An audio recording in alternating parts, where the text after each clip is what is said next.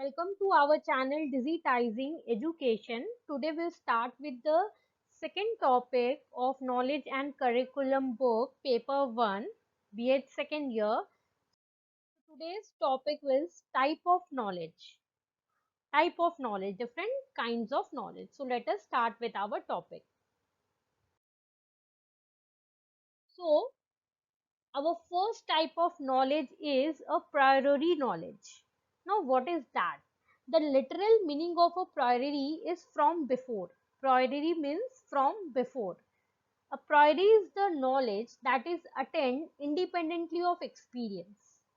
Okay, for example, when we are born, okay, what we have learned? This is we have learned alphabets, we have learned numbers. So all this we learn from the starting. We never do any experience, we never experience that, we have never done any experiments on that.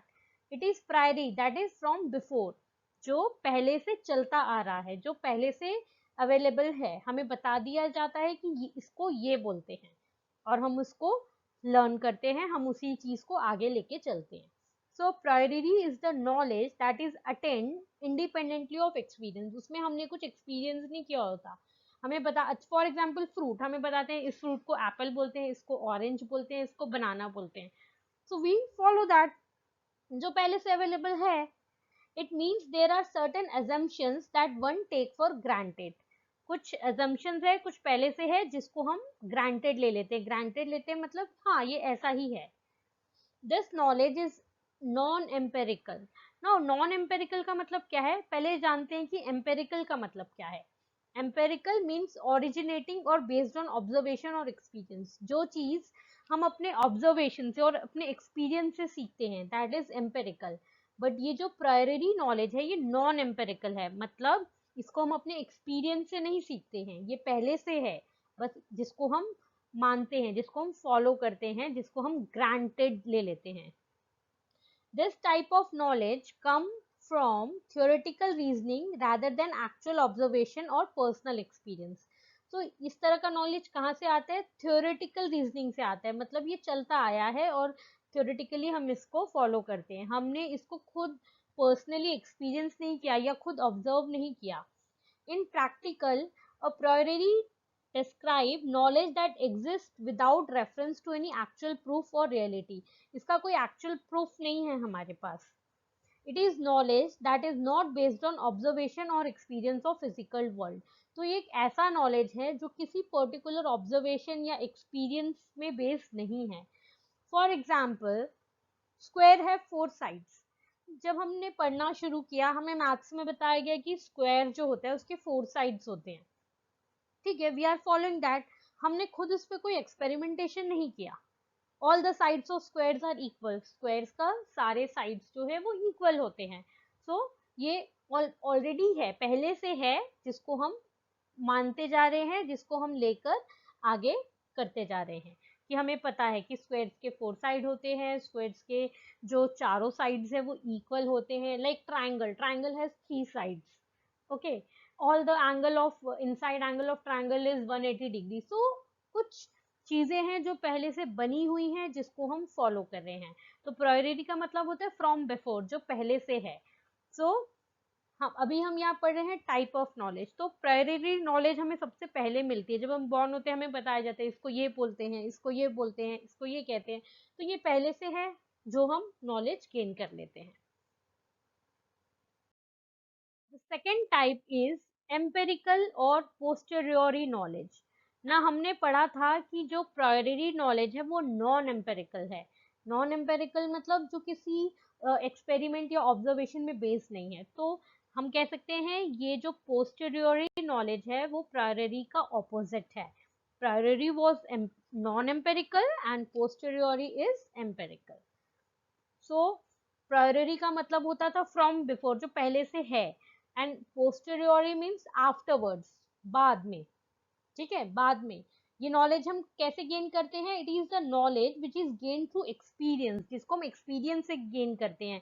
ऐसा नहीं है कि पहले से है, हमें किसी ने बताया और हम उसको ग्रांटेड ले लिया, हमने उसको मान लिया. No, it is the knowledge which is gain through experience. A posteriori knowledge depends on experimental, eye evidence और warrant.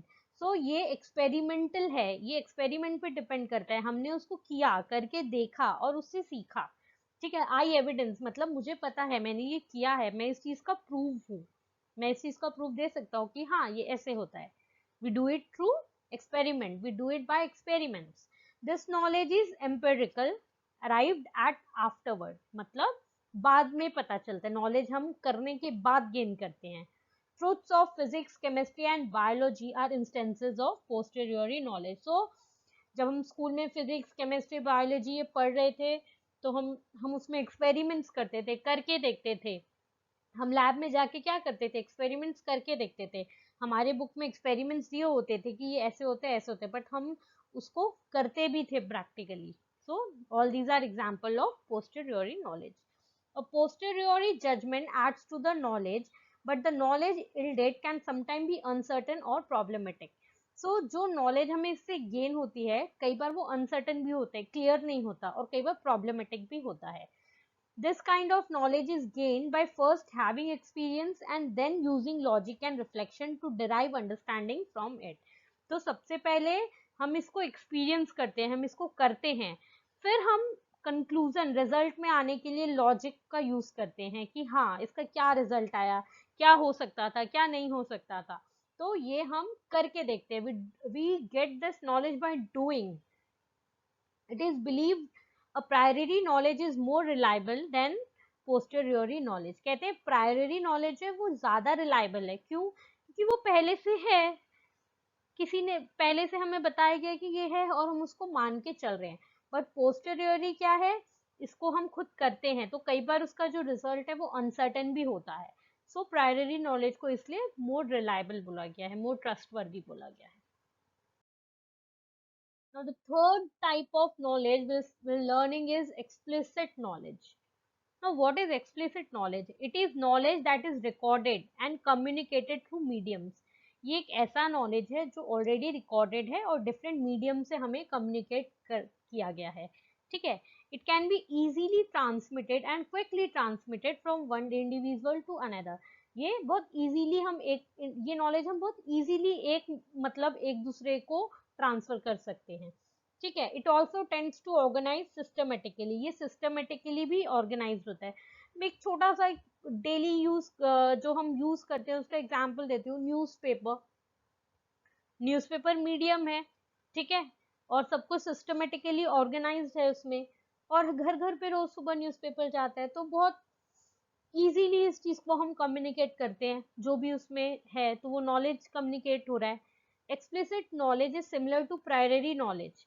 ये थोड़ा सा प्रायरी नॉलेज से सिमिलर है क्योंकि ऑलरेडी है, हमें उसमें जो डेटा है, जो नॉलेज है वो ऑलरेडी बना हुआ हमें ऐसे दिया जा रहा है थ्रू मीडियम्स.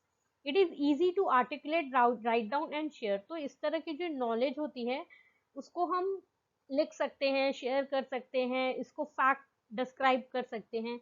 इसका एक एग्जाम्पल देखते हैं छोटा सा, जैसे मैंने न्यूज़पेपर दिया, और एक example company data sheet, research report etcetera. ठीक है. जब हम कुछ रिसर्च होती है किसी चीज पे तो उसके ऊपर रिपोर्ट बनता है जो इजीली सर्कुलेट हो जाता है. Anything from the sciences to the art can have element that can be expressed in explicit knowledge. तो हमारे साइंस के थ्रू, हमारे आर्ट्स के थ्रू, हमारे रिसर्च पेपर्स के थ्रू, तो ये नॉलेज को हम एक्सप्लिसिटली एक्सप्रेस कर सकते हैं. Now, tacit knowledge. Now, what is tacit knowledge? The term tacit means understood without being expressed directly. इसको डायरेक्टली एक्सप्रेस नहीं किया जाता पर फिर भी ये समझ लिया जाता है. ठीक है. tacit knowledge is a knowledge that difficult to write down. जैसे हमने पढ़ा explicit knowledge को हम easily express कर सकते हैं, पर जो tacit knowledge है it is difficult to write down. इसको हम note down नहीं कर सकते. visualize और transfer from one person to another. easily एक person से दूसरे person में हम transfer नहीं कर सकते. मैं आपको इसका बहुत अच्छा एग्जाम्पल देती हूँ. सपोज करो एक पेंटर है. ठीक है. बहुत बहुत ही अच्छा पेंटर है. अब मुझे जाना है, मुझे उससे पेंटिंग सीखना है. ठीक है. कि आप मुझे सिखाओ. तो ऐसा कुछ नहीं है कि वो मुझे एकदम से कुछ ऐसा सिखा देगा एक बार में और मैं बहुत अच्छी पेंटर बन जाऊंगी, नहीं। हाँ, वो मुझे सिखा सकता है, बट धीरे-धीरे स्लोली मैं उस चीज़ को सीखूँगी, फिर इम्प्रूव होएगा, रोज़ उससे कम्युनिकेट करूँगी, कॉन्टैक्ट में आऊँगी, फिर सीखूँगी। बट ऐसा नहीं है कि एकदम से कोई चीज़ है, जैसे मैंने बोला था आपको एक्सप्लिसिट नॉलेज का एग्ज़ाम्पल दिया था न्यूज़पेपर, उसमें हम जो भी नॉलेज है वो न्यूज़पेपर में है, एक मीडियम के थ्रू सबको ट्रांसफर हो रहा है। बट ऐसा कोई इसमें कुछ प्री डिफाइंड रूल और रेगुलेशन नहीं है कि मुझे पेंटर बनने के लिए ये चीजें करनी होंगी। No, it comes with the practice. एक तरह से ये गॉड गिफ्ट भी होता है, ठीक है। फॉर एग्जाम्पल, मुझे पियानो बजाना सीखना है। अब ऐसा कुछ नहीं कि एक बार में मैं पियानो बजाना सीख जाऊंगी, वो मुझे नॉलेज कोई दे देगा। No, I have to learn it, ठीक है। तो ऐसे कोई स्टेप्स नहीं है कुछ, वो कोई भी इसको ये बहुत डिफिकल्ट है लिखना, जैसे हमने पढ़ा it is difficult to write down. इसको हम कोई स्टेप नहीं लिख सकते कि ये स्टेप फॉलो करो तो तुम एक पियानो बजाना सीख जाओगे। No, so it is difficult to transfer from one person to another. For example, learning a language, मुझे फ्रेंच लैंग्वेज सीखना है, मुझे जर्मन सीखना है, तो एकदम से कोई मुझे नहीं सिखा देगा, धीरे धीरे धीरे पढ़ने के बाद करने के। तो इसके कोई रूल्स और रेगुलेशन नहीं है कि हम फटाफट इस चीज को लिख के दे देंगे, कोई कर लेगा और वो सीख जाएगा। No.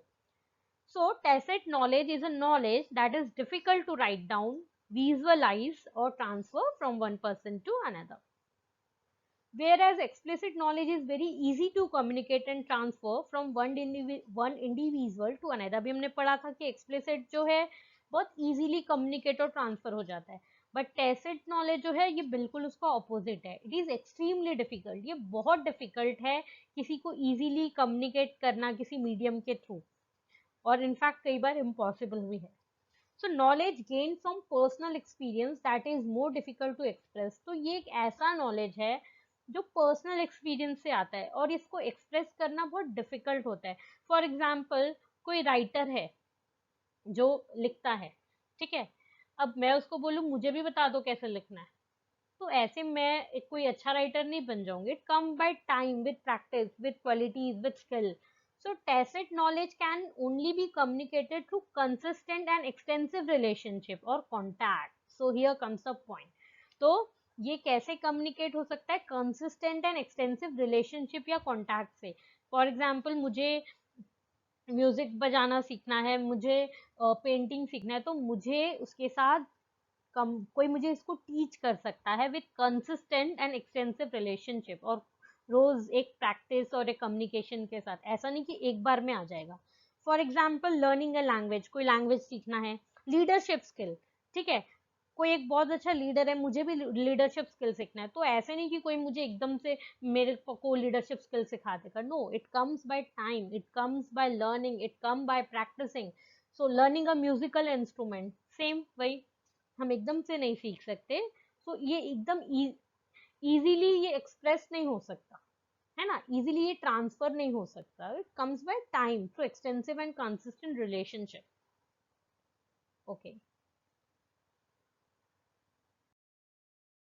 Okay, so if you have any question, you can mail me in our email ID, that is digitizingeducation376@gmail.com, and you can also message me on the comment section.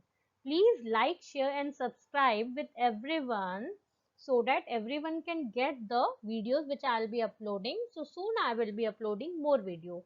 Bye bye and thank you.